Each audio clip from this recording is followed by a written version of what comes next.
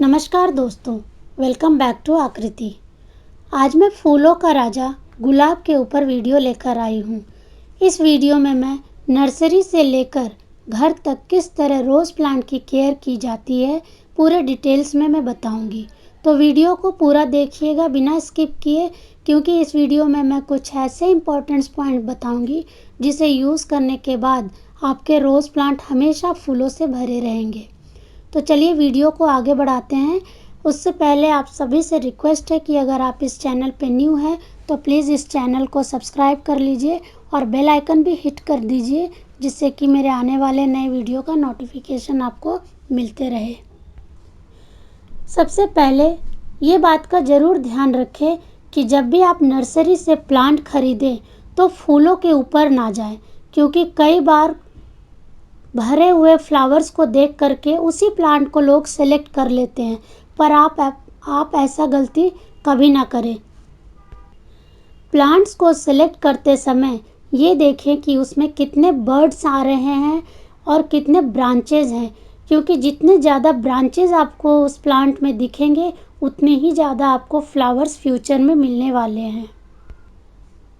इस वीडियो में मैं पूरे 1 मंथ के बाद का कंडीशन अपने रोज़ प्लांट का दिखाऊंगी, क्योंकि कुछ लोग मुझसे पूछते हैं कि नर्सरी से लाने के बाद उनके रोज़ प्लांट 1-2 हफ्ते तक अच्छे चलते हैं या उसके बाद प्लांट्स उनके मरने लगते हैं या फूल देना बंद कर देते हैं। तो इस वीडियो में मैं अपने प्लांट्स के पूरे 1 महीने बाद रिपोर्ट करने के बाद 1 महीने बाद उसमें कितने बर्ड्स आ रहे हैं, कैसे नए नए ब्रांचेस निकल रहे हैं, शूट्स निकल रहे हैं, पूरे मैं दिखाऊंगी।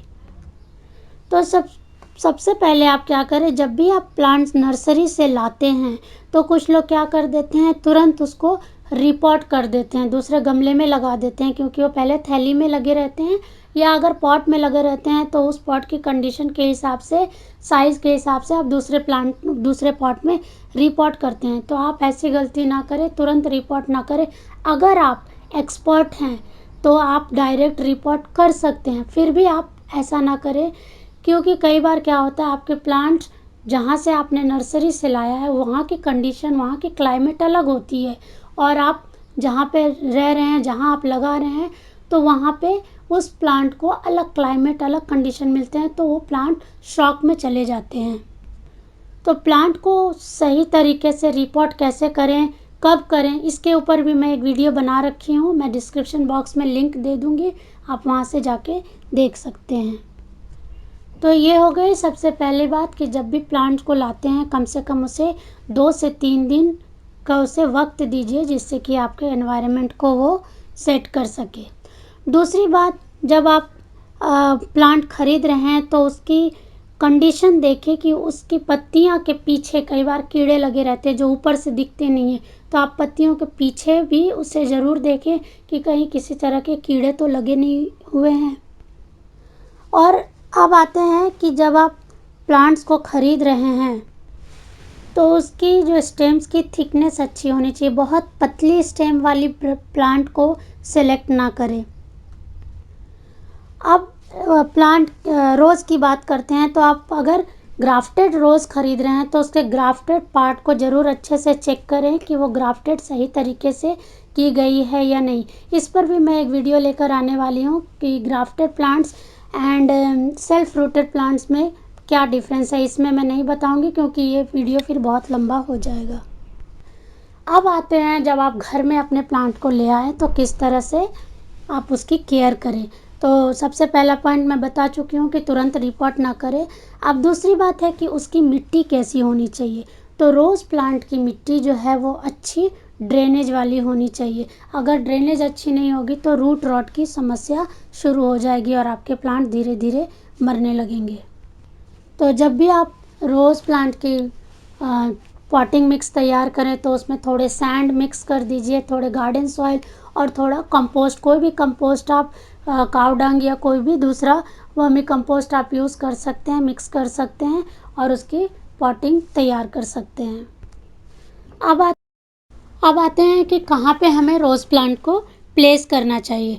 तो हम रोज़ प्लांट को उस जगह पे रखें जहाँ पूरे दिन की सनलाइट उसे मिले। अगर पूरे दिन की सनलाइट आप नहीं दे सकते तो 6 से 5-7 घंटे की सनलाइट तो कम से कम चाहिए, जिससे कि आपके प्लांट्स में अच्छी फ्लावरिंग हो पाए। अब पानी हम किस तरीके से दें? पानी हम रोज़ प्लांट को तभी दें जब उसकी ऊपर की सॉइल थोड़ी ड्राई हो गई, क्योंकि अगर हम ओवर वाटरिंग कर देंगे या अंडर वाटरिंग तो प्लांट को प्रॉब्लम होगा और आपके प्लांट में फ्लावरिंग भी नहीं आएंगे और आपके प्लांट धीरे धीरे सूखने लगेंगे।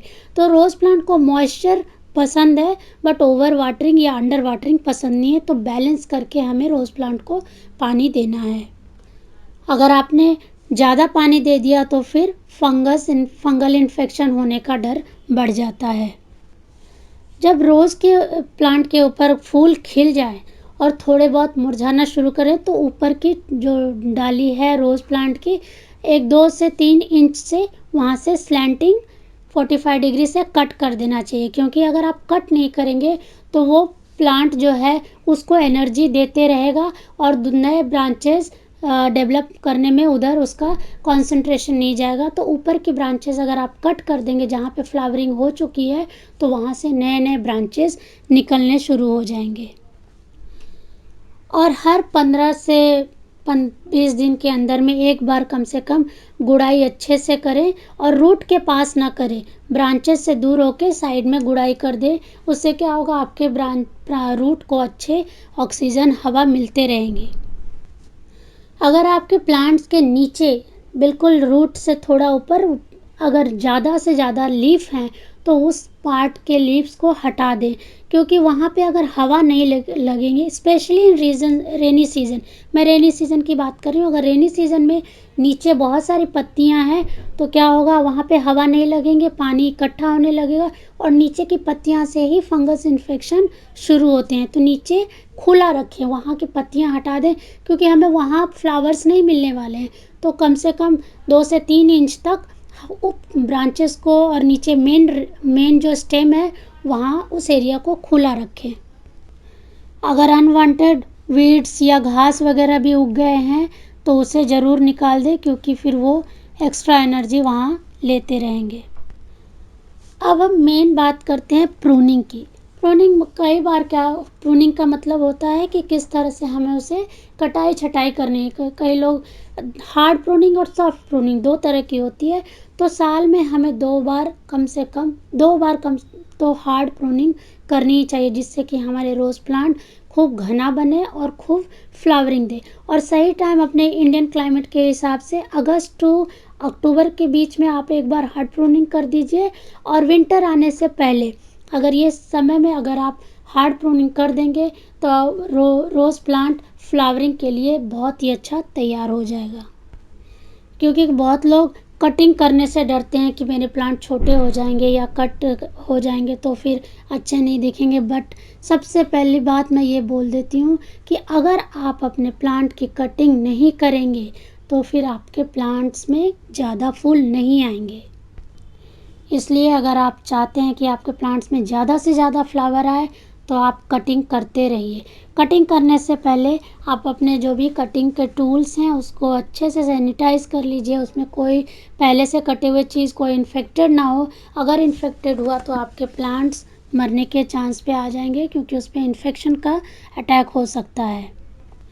और कटिंग हमेशा 45 डिग्री स्लैंटिंग ही करें। स्लैंटिंग नहीं करेंगे तो क्या होगा, जहाँ से आप कटिंग करेंगे वहाँ पे अगर पानी जमा हुआ उस स्टेम पे, उस ब्रांच पे, तो फिर वहाँ पे फंगल इन्फेक्शन शुरू हो जाएंगे। इसलिए हमेशा कटिंग जो है वो स्लैंटिंग में करें। और कटिंग करने के बाद एक सबसे बड़ी समस्या जो होती है, डाईबैक की प्रॉब्लम होती है। इसमें क्या होता है, जहाँ से आपने कटिंग किया धीरे धीरे आपके वहाँ से स्टेम सूखने शुरू हो जाते हैं। तो उस एरिया को हमें ज़रूर बचाना है। तो अगर आपके प्लांट बड़े हैं तो आप कोई भी फंगिसाइड, कोई भी स्प्रे ले करके आप पूरे प्लांट को अच्छे से स्प्रे कर दीजिए, जिससे कि कोई इन्फेक्शन ना हो। अगर आपके पास नहीं है उस तरह के कोई भी फंगिसाइड तो आप क्या करें, घर में हल्दी तो हर घर में मिलते हैं, हल्दी ले करके जहाँ जहाँ आपने कटिंग किया वहाँ पे आप हल्दी लगा दें। अब आते हैं फर्टिलाइज़र की बात। तो रोज़ प्लांट को एसिडिक मिट्टी बहुत पसंद है, तो हम एसिडिक टाइप के उसको फर्टिलाइज़र देंगे जिसमें कैल्शियम भी रहे। और जैसे उसमें हम चाहे तो ऑर्गेनिक अगर यूज़ करते हैं तो गोबर खाद आप डाल सकते हैं, क्योंकि ये जो रोज़ प्लांट है वो हाई फीडर प्लांट है, तो इसको अच्छी मात्रा में समय समय पे खाद चाहिए। तो आप क्या करें, मैं इसमें 2-3 तरह के खाद बताऊंगी। जो ये एक है जो नींबू से बना हुआ खाद है, फर्टिलाइज़र है। मैं क्या करती हूँ, जो भी नींबू है उसको मैं बॉटल में निचोड़ने के बाद जो बच जाते हैं छिलके, उसे मैं रख देती हूँ और उसको डाइल्यूट करके फिर प्लांट में देती हूँ। इस तरह के फर्टिलाइज़र भी मैं बनाना सिखाई हूँ, वो भी डिस्क्रिप्शन बॉक्स में मैं दे दूँगी किस तरह से बनता है ये फर्टिलाइज़र। डिटेल में आप जाके चेक कर सकते हैं। फिर आप चाय की पत्ती, उसकी भी पानी आप डाल सकते हैं, वो बहुत ही एसिडिक होता है, बहुत ही बढ़िया है। अगर आपको बोन मील मिल जाता है तो वो फर्टिलाइज़र भी बहुत ही बढ़िया है, क्योंकि इसे आयरन और कैल्शियम चाहिए। और अगर सीवीड्स मिल गए तो वो तो बहुत ही बढ़िया ऑर्गेनिक फर्टिलाइज़र है।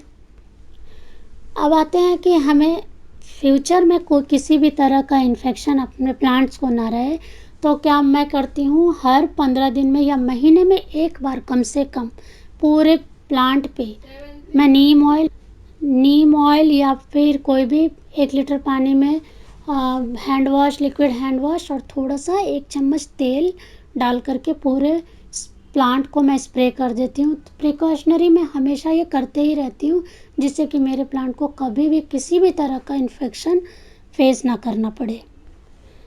तो देखा आपने, छोटी छोटी बातों का ध्यान रख करके आप अपने रोज़ प्लांट को कितना अच्छा कर सकते हैं। आई होप मैंने सारे पॉइंट्स इसमें बता दिए हैं। प्रूनिंग ज़रूर करते रहें, फर्टिलाइज़र दें, उसे सनलाइट ज़रूर है देना है, क्योंकि बिना सनलाइट के आपके रोज़ प्लांट में फ्लावरिंग नहीं होंगे। और कटिंग और प्रूनिंग करने से कभी ना डरे, बिल्कुल बेझिझक होके कटिंग करें। उससे क्या होगा, आपके प्लांट को एक अच्छा शेप भी मिलेगा और आपके प्लांट बहुत ही बुशी रहेंगे। जितना ज़्यादा कटिंग करेंगे उतने ज़्यादा नए ब्रांचेस निकलेंगे और उतने ज़्यादा ही आपको फ्लावर्स मिलेंगे। तो मैंने इस वीडियो में पूरे नर्सरी से लेके 1 महीने के बाद पूरा मेरे प्लांट का जो कंडीशन है आपको मैंने दिखा दिया है। आई होप मैंने सब कुछ क्लियर कर दिया। फिर भी अगर कोई भी डाउट हो तो कमेंट बॉक्स में आके आप पूछ सकते हैं, मैं ज़रूर रिप्लाई करूँगी। और वीडियो अगर पसंद आया तो प्लीज़ लाइक, शेयर, सब्सक्राइब ज़रूर करें। कमेंट भी ज़रूर करें, आपके कमेंट्स पढ़ने मुझे बहुत अच्छा लगते हैं। अगर कोई डाउट हो तो वो भी कमेंट में लिखें, कोई सजेशन हो तो मोस्ट वेलकम, वो भी ज़रूर लिखें, मैं ज़रूर उस पर भी ध्यान दूँगी। और किस प्लांट के बारे में आप जानना चाहते हैं वो भी बताइए, उस पर भी मैं वीडियो लाने की कोशिश करूँगी।